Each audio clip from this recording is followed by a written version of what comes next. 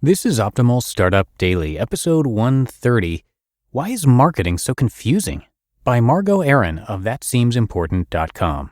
And I'm Dan, I'm your host here, and I'm here every single day reading to you from some of the best blogs on entrepreneurship. And if you're enjoying this format of reading blog posts and having them turned into audio for you, I would encourage you to check out all of our shows. We've actually got 6 shows here in our network covering topics like personal development, health, relationships, finance, and more. So you can check all of them out by searching for Optimal Living Daily, wherever you're hearing this, or you can learn more at oldpodcast.com. But for now, let's get right to our post for this Sunday as we start optimizing your life.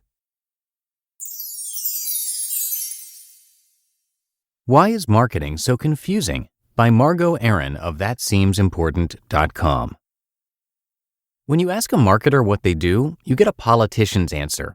Lots of words, yet somehow nothing of substance is actually said.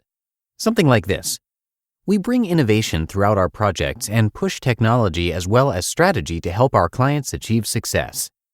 What does that even mean? It's code for we're not sure what we do either.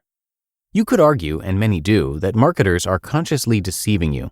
But having worked in the underbelly of this institution, I can assure you that's giving them far too much credit. Most marketers are just as unclear on what they do as you are. It's why you've probably walked out of a 2-hour meeting going, wait, what? No one is blurring the truth, at least not on purpose. We're all confused because marketing as an industry is in transition. Marketing is where medicine was in the 1950s. Today, you never expect a podiatrist to perform an appendectomy. That's crazy. But back in the day, we did because we didn't have specialists. We didn't know any different. You had doctors and not doctors, and doctors did everything.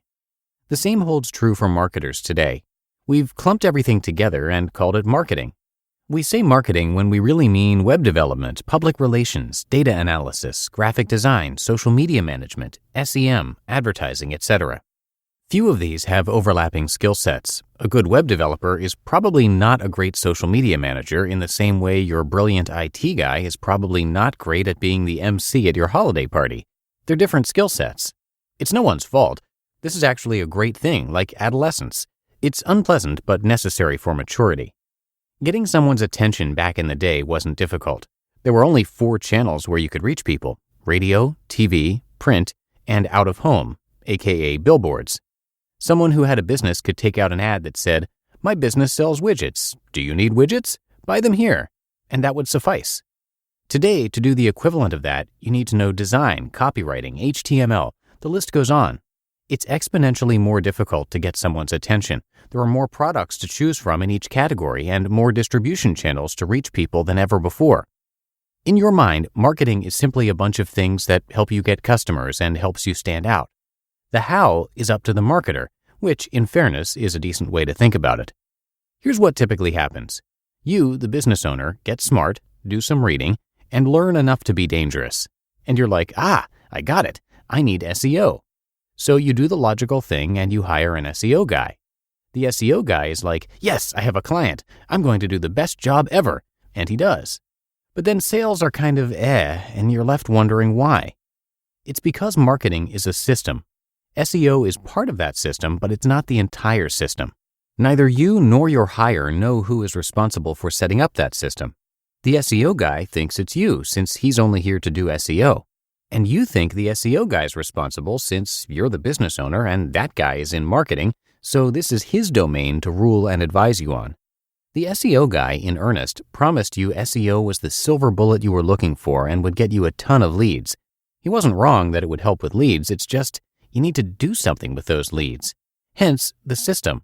This happens all the time. It's the chicken or the egg conundrum of marketing. Who is responsible for setting up the system? SEO without a conversion-optimized site, which is part design, part engineering, part copy, and part branding, is like getting everyone in the neighborhood to come to your shoe store, and then the store being a mess, and then asking, why did no one buy shoes? There's no simple answer. It's inventory, it's merchandising, it's the pricing strategy, it's the distributors, it's the checkout process, it's customer service. There are a lot of reasons someone didn't buy shoes. When it's a brick-and-mortar store, it's much easier to assign jurisdiction and governance to each domain. Obviously, your marketing person is not going to be responsible for checkout or inventory, That's fulfillment and supply chain territory. In today's world, especially online, the lines aren't so clear-cut. The trouble lies in one simple question: where does marketing begin and end? The simple answer is, we don't know yet. Lots of thought leaders wax poetic about how marketing is everything, and they're not wrong. Every customer touchpoint is communicating something about your brand to your customer, but it's not exactly a helpful distinction or definition when you're trying to run a company and make different departments responsible for things. We're getting close. We're nearing the phase where we go, maybe a foot doctor should focus on feet and an internal medicine doctor should focus on appendixes. And also, let's get a different doctor working on the brain. They shouldn't be messing around with feet or appendixes. That seems like a good idea. Until then, if someone tells you they're in marketing, reserve judgment when they cannot tell you exactly what it is they do. Odds are, they aren't quite sure what they do either. You just listened to the post titled, "Why is Marketing So Confusing?" by Margo Aaron of thatseemsimportant.com. And thank you to Skillshare for sponsoring this episode.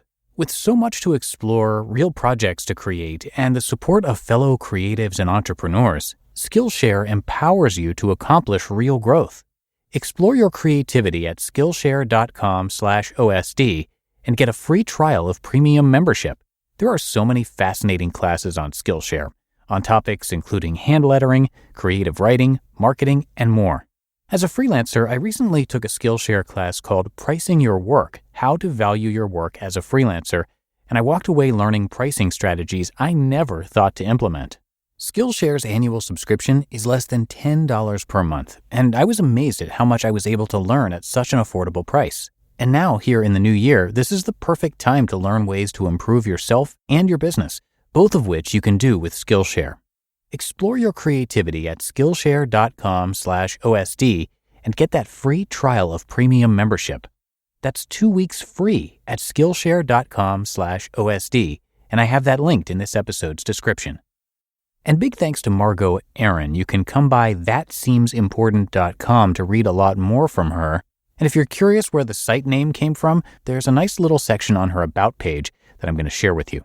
She says, "I want you to start being honest about who you are and what you want, to stop judging yourself by other people's success metrics and start defining your own. In order to do that, we got to shed the layers of bullshit you've acquired over the years and rewrite the invisible scripts that are running your life.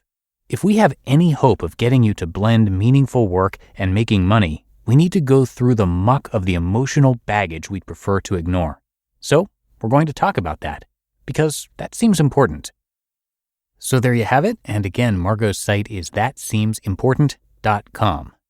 All right, that's going to do it for today. I thank you so much for being here and listening all the way through, and I'll be back with you tomorrow as we start a brand new week with our Monday show, where your optimal life awaits.